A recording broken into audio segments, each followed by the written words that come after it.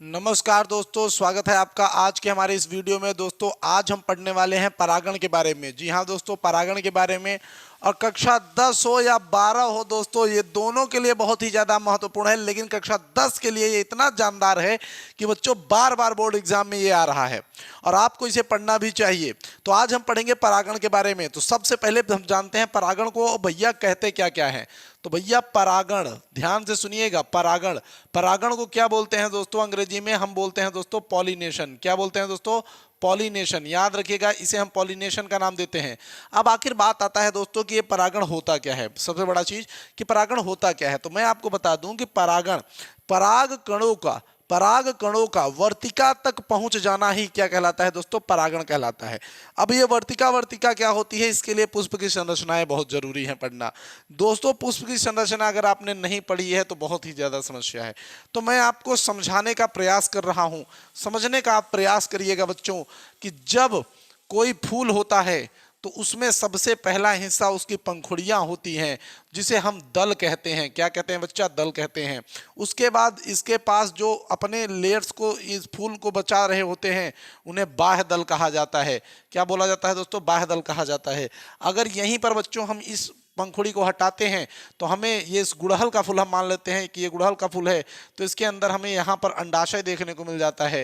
और यहीं से बच्चों आप देखेंगे आपको वर्तिका देखने को मिल जाती है और ये वर्तिकाग्र होता है।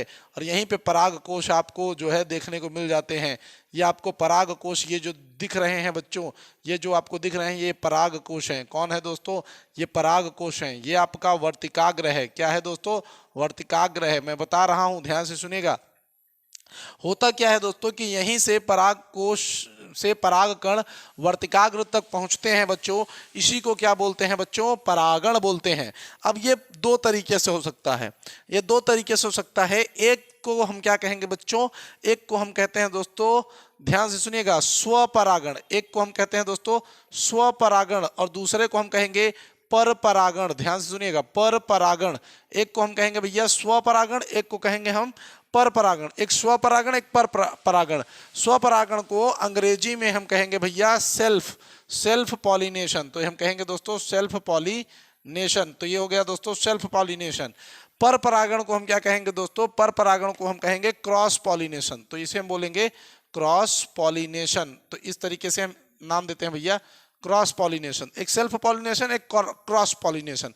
एकदम सही, कोई समस्या नहीं, कोई परेशानी नहीं, कोई दिक्कत बताइए नहीं ना? तो ये हो गया आपका ये। अब सेल्फ पॉलिनेशन आपके दो प्रकार से होते हैं। किस तरीके से होते हैं मैं आपको समझाऊं। देखिए, अगर आपका यही मतलब एक ही फूल के अंदर, अच्छा एक बात और जान लीजिए कि जहां पे स्वपरागण होता है वह फूल हमेशा क्या होता है दोस्तों?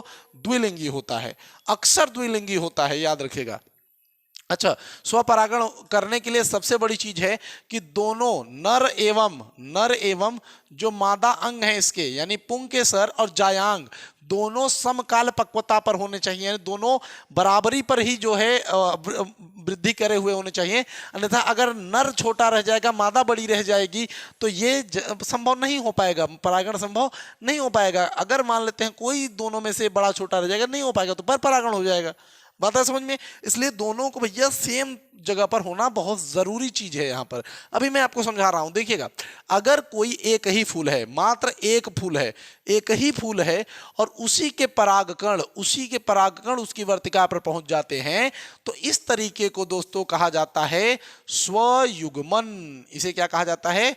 स्वयुग्मन। ध्यान से सुनेगा, अगर एक ही फूल के परागकण उसी के वर्तिकाग्र पर पहुंच जाते हैं तो इसको हम लोग क्या कहते हैं दोस्तों? स्वयुग्मन। लेकिन अगर यहीं पे मैं मान लेता हूं कि एक ही पौधे के दो पुष्प, एक ही पौधे के दो पुष्पों के बीच, यानी यहां से अगर कोई परागकण इस वर्तिका पर पहुंचता है, यानी यहां से कोई परागकण इस वर्तिका पर पहुंचता है, यानी एक ही पौधे के दो पादपों के बीच, एक ही पौधे के दो पादपों के बीच जब परागण की क्रिया होती है तो इसे स्वपरागण ही कहते हैं। लेकिन यह किस तरीके का परागण कहलाता है? यह सजात स्वपरागण कहलाएगा। याद रखिएगा, इसे हम सजात स्वपरागण कहेंगे। ध्यान से सुने रहिएगा कि जब एक ही पौधे के दो फूलों के बीच परागण होता है तो इस तरीके के परागण को हम सजात स्वपरागण के नाम से जानते हैं। याद रखिएगा, याद रहना भी चाहिए। अब बात आता है दोस्तों परपरागण। जब दो फूलों के बीच में परागण हो परंतु वह फूल अलग अलग पादपों पर लगे हुए हों तो इस प्रकार का परागण हमारा परपरागण कहलाता है। जैसे हम मान लेते हैं एक फूल हमारा इस पौधे पर लगा हुआ है और दूसरा फूल हमारा इस पौधे पर लगा हुआ है और इनके बीच में परागण हो रहा है तो इसको हम क्या कहेंगे बच्चों? इसको हम कहेंगे परपरागण। तो आपको ये तो समझ में आ रहा होगा कि स्वपरागण क्या होता है कि भैया जब एक ही पादप के, भैया दो तरीके हैं स्वयुग्मन के, भैया जब एक ही फूल के पराग कण उसी के वर्तिकाग्र पर पहुंच जाए तो स्वयुग्मन कहलाएगा। अगर एक ही पौधे के दो फूलों के बीच में परागण होता है, दो फूलों के बीच में परागण होता है लेकिन वो कैसे हो दोस्तों? एक ही पौधे पर हो तो उसको हम सजात स्वपरागण कहेंगे। और अगर एक ही पेड़ पर ना होकर वो दूर दूर दूसरे वृक्षों पर लगे हुए फूल हो तो इसको हम कहेंगे परपरागण। अब याद आएगा आपको थोड़ा सा कि परपरागण कितने तरीके से होता है। अब यहां से थोड़ा सा आपका भैया क्वेश्चन आपको बढ़िया लगेगा, मैं इसको थोड़ा सा इरेज करता हूं। ध्यान दीजिएगा कि आपका जो परपरागण है बच्चों वो कितने तरीके से हो सकता है। बेहतरीन कंटेंट पे अगर वीडियो बने तो ही मजा आता है। आखिर क्यों इसकी डिमांड इतनी ज़्यादा है कि आपने इसको सर्च किया है? तो आप ऐसे समझ लीजिए। तो सबसे पहला परागण आपको अगर मैं बताऊं परपरागण में तो ये कीट परागण होता है। क्या होता है दोस्तों? कीट पर परागण कह सकते हैं हम इसे।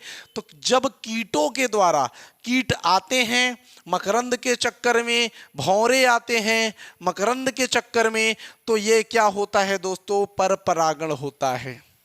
बात आया समझ में? तो इसी तरीके से इसे कीट परागण का नाम भी दे दिया जाता है। इसी तरीके से दोस्तों आप देखेंगे तो जल परागण भी आपको मिल जाता है कि भैया जहां पर जल के द्वारा परागण होता है उसे जल परागण कहते हैं। ठीक, इसके बारे में अगर आपको संपूर्ण वीडियो चाहे बच्चे तो मैं कहूंगा इसी चैप्टर को देख लो, इसके चैप्टर को देख लो, मैंने सब पढ़ाया है। ठीक, तो कीट के से होने वाला परागण कीट परागण, जल के कारण होने वाला हाइड्रोफिली जो कि आपका जल परागण कहलाएगा। वहीं पर अगर आपको तीसरा नंबर हाथ से होने वाला परागण हस्त परागण कहलाएगा। अगर आदमियों के हाथ द्वारा हो रहा है तो भाई सही है।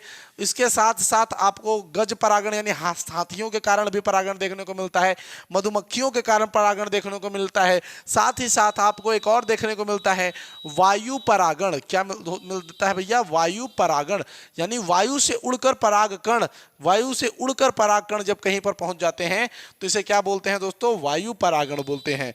तो इतना ही था दोस्तों परागण। कैसा लगा वीडियो जरूर बताइएगा। हम मिलेंगे आपसे अगले वीडियो में, तब तक के लिए जय हिंद, जय भारत।